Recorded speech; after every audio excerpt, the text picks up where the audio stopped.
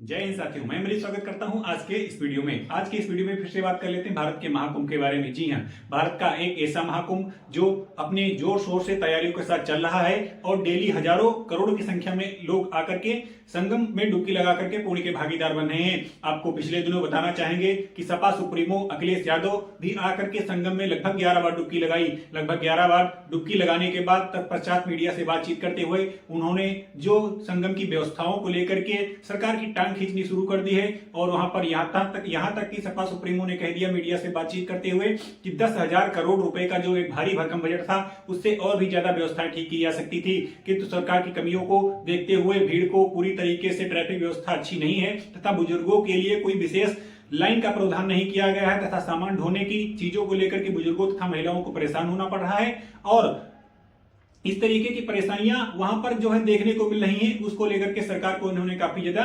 1,500 करोड़ में वो महाकुंभ या कुंभ से जो 12 साल बाद होता है वो कुंभ कराया गया था सर पहले और आज तो सुनने में आ रहा है कि 7,000 करोड़ 10,000 करोड़ खर्च हो रहा है।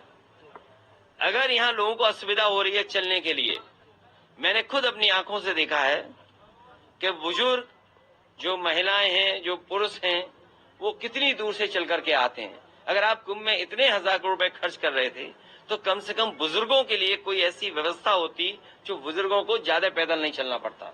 और फिर जैसे हम हैं वीआईपी या और हैं वीआईपी या और सम्मानित लोग जब आए तो कम से कम व्यवस्था ऐसी होनी चाहिए पूरे कुंभ को पता लगे कि हाँ आज कोई वीआईपी है जिसकी वजह से ये व्यवस्थाएं बहुत अच्छी चल रही हैं। मतलब आप डुबकी लगाकर भी निशाना साध रहे हैं। नहीं देखिए डुबकी लगाकर भी सियासी निशाना साध रहे हैं। अरे भाई ये बताओ, माँ गंगा के किनारे लोग झूठ बोल रहे हैं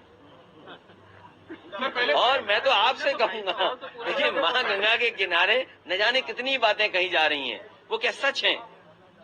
लेकिन अगर आयोजन 1,300 करोड़ में अच्छा हो सकता है, 800 करोड़ में अच्छा हो सकता है, तो 10,000 करोड़ में 7,000 करोड़ में कितना अच्छा हो सकता है। उसमें तो न कोई ट्रैफिक की दिक्कत होती, न कोई पानी की दिक्कत होती, न साधु संतों से बिजली का बिल लिया जाता या उनको असुविधा होती, या जो चीजें महंगी है वो भी सस्ती होती। अरे इतना कुछ हो सकता था 10,000 करोड़ में।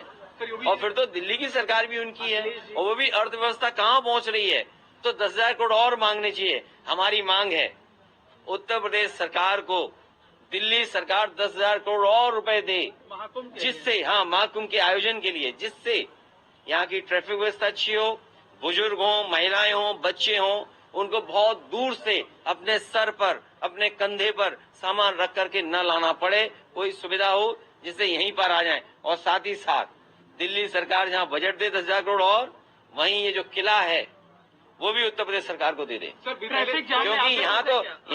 यहाँ परंपरा ये है कि लोग दान कर करके जाएं। महादानी सम्राट हर्षवर्धन जो हमारा रिटर्न डॉक्यूमेंट है जहां हमें पौराणिक महाकुंभ के बारे में या कुंभ के बारे में जानकारी मिलती है, वो सम्राट हर्षवर्धन से जुड़ी हुई मिलती है। वो यहाँ दान करने आते थे, पुण्य के लिए आते थे।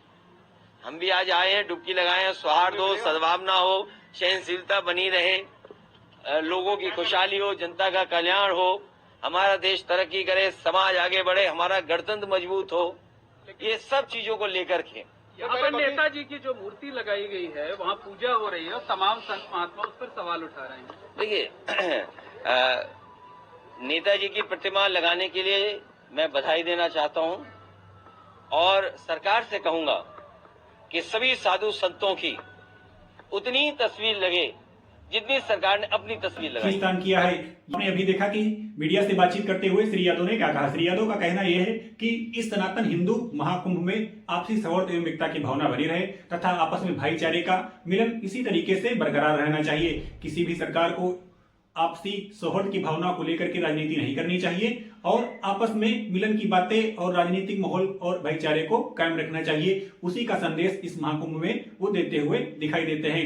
हालांकि मुलायम सिंह की लगी तस्वीर के बारे में भी उन्होंने अपना बयान दिया और कहा कि हम तो यहाँ तक कहना चाहेंगे कि जितने भी बहुत सारे महापुरुष और संत रहे हैं, बाबा रहे हैं, एक तरीके से उनकी भी तस्वीरें इस महाकुंभ में लगनी चाहिए, जो एक बहुत ही और आपसी एकता की मिसाल की भावना को पैदा करता है तथा सारे संतों का सम्मान करना चाहिए और आपसी एकता हमेशा बनी रहना चाहिए तथा इस पर किसी भी प्रकार का राजनीतिक मतभेद व आपसी मतभेद नहीं करना चाहिए। इसी के साथ ये वीडियो समाप्त करते हैं। वीडियो अगर अच्छा लगे तो वीडियो को लाइक कीजिएगा और चैनल को फॉलो सब्सक्राइब करना ना भूलिएगा, ताकि इस तरीके की ताजा अपडेट आपके पास सबसे पहले पहुंचे। तब तक के लिए जय हिंद, जय भारत।